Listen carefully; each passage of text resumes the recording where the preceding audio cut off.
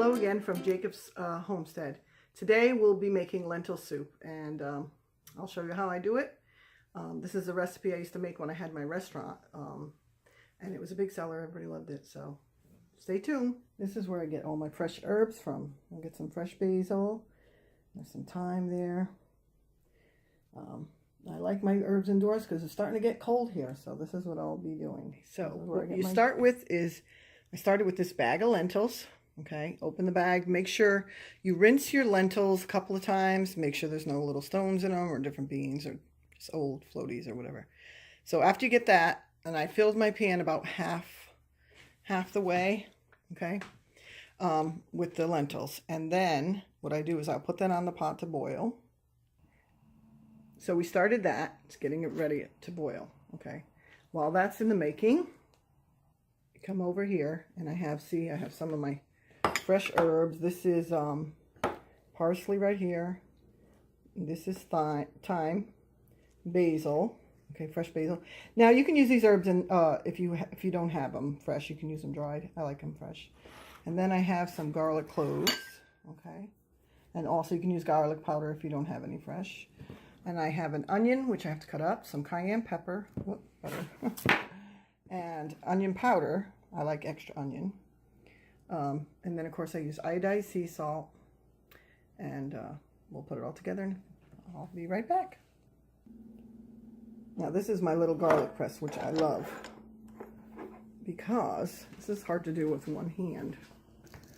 You can crush it, and you really don't even need to peel them for this, but I don't know if I can do this with one hand. Well, I guess I can't. And the garlic will come out there crushed.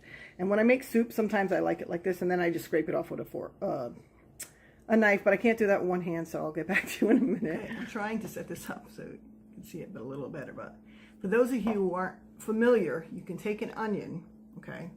And so you don't, for years I hated cutting onions because they always made me cry.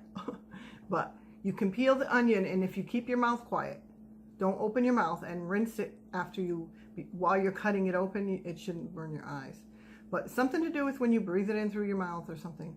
And I'll show you how to do that in just about a second. Let me see, we'll cut this. You can see me cutting it, but I'm not going to talk though, because that's the big thing. You can't talk when you're doing it.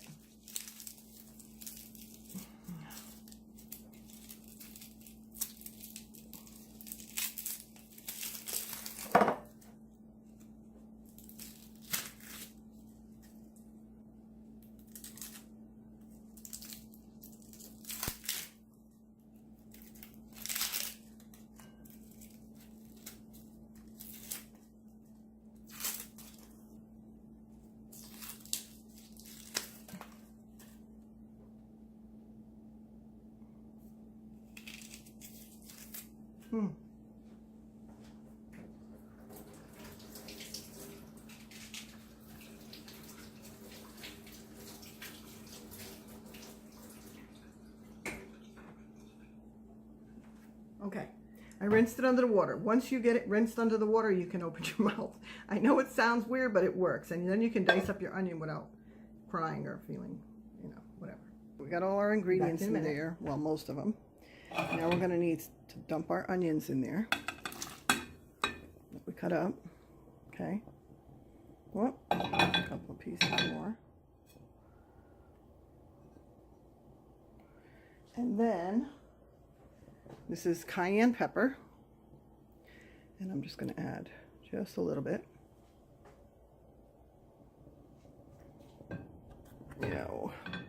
Onion powder. Now you can put as much spice as you like. When it comes to garlic and onion powder, I like a lot. Pepper, just a little bit to give it a bite, but I don't like too much. But my husband likes it, so. And then we have some black pepper.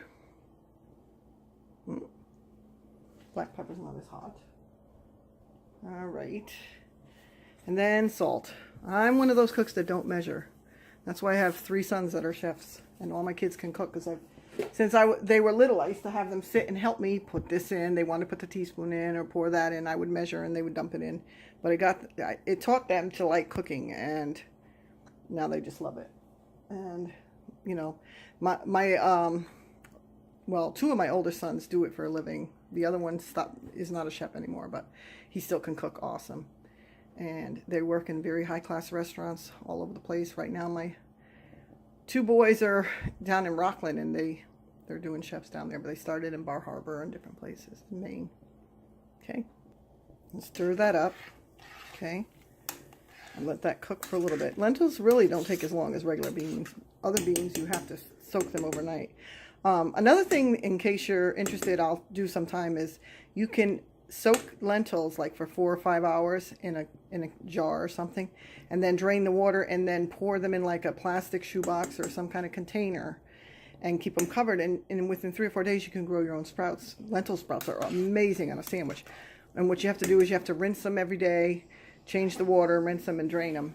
Make sure you drain them, and then they'll start to grow sprouts, and it's so good. I was hooked on them one time. I just made a salad of just them. But you can do that with lentils just right from the store in the bag. Another thing you can do is, I used to do it with the peas. The peas, you can, if you buy the bag of peas, the whole peas in the grocery store, like for cooking, you don't have to go to because when I went to the hardware stores in this, they had this treated chemical on the seeds, and I didn't care for that. So I got a bag of regular peas, and I said, I'm going to see if it worked. And I soaked them overnight, the dry peas that you buy in the bags. And I soaked them overnight and drained them, and they swelled right up. And I just kept doing that with the peas like I did with the lentils. And they began to grow. And I looked up, and you can grow microgreens. So all through the winter, you can grow, because the pea shoots are actually more nutritious than the actual pea itself. So you can just grow microgreens all winter through your house. Or you can just, after you grow them and sprout them, then just put them in your garden in the summer and grow your peas that way. And it's so cheap, and it saves so much money. And they're like 99 cents a bag, you know, so. But I'll make a video on that at some point. So now, as soon as this soup gets cooked enough, we're going to add a can of diced tomatoes or stewed tomatoes. And I'll add a can of carrots. You can use fresh carrots. If you're going to use fresh carrots, you want to dice them up and put them in there now. But since I canned some carrots, I'm going to throw some of those in there with it. And I'll show you in a few minutes. Okay, we're going to check on this. Let's see. Now the consistency is a lot thicker. You see that? When it gets like that, then you can add, if you have canned carrots or stewed tomatoes or diced, whichever you prefer, you can put them in there. And don't forget, a good cook always tests her cooking. Because if you don't taste it, you won't know if it's cooked enough, if it needs more salt or spice. Yeah, it's not totally cooked, but it's fairly well. But it only takes about 15-20 minutes. It's not that hard. Takes that long. So I'll be there. We'll start putting the diced tomatoes in. Okay, these are the tomatoes that I canned the other day. And I'm going to pour these in. This is what makes the soup. I just love diced tomatoes in my chicken soup and everything. And then, one second. Okay. We'll stir that in. Soup is so good. You should see how awesome it is. Okay. And then the carrots that I canned, I drained half the water. I don't know if you could see that, because I don't want it too watery. Now I'll pour them in. Okay. There you go. Let me see if I can get back enough so you can see that, okay? Then I'll probably cook that for another, probably say 10-15 minutes. And let it just sit. Warm that up again. And we'll come back to you in a minute. Okay, I'm checking it again. Still not boiling enough yet, but I'm going to check this because it tastes like it's, let me see. Tastes good, but it still needs more garlic. This is garlic powder, okay?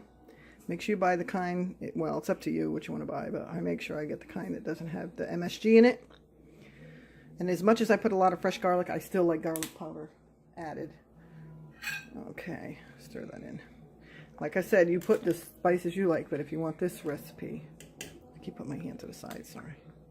We'll come back and check that again in a few minutes. Okay, it's almost done. Now this is what I add in the end sometimes.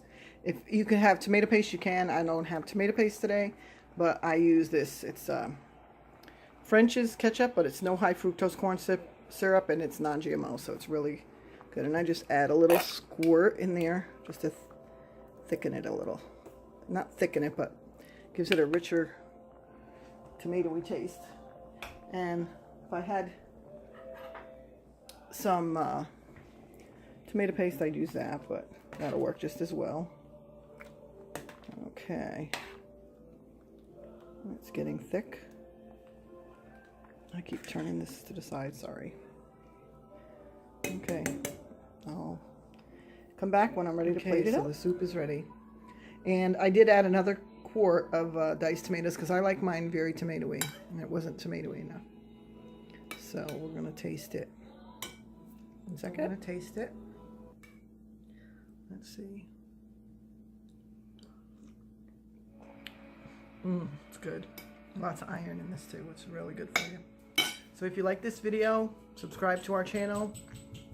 Give us a thumbs up if you like it. And hopefully I'll be posting more videos because I have 10 kids and a lot of them are older and they live all over the place from different parts of Maine. And so I figured these videos will be good for my kids too. So when they're looking for certain recipes of mine, they'll have them right in hand. Thank you and have a blessed day.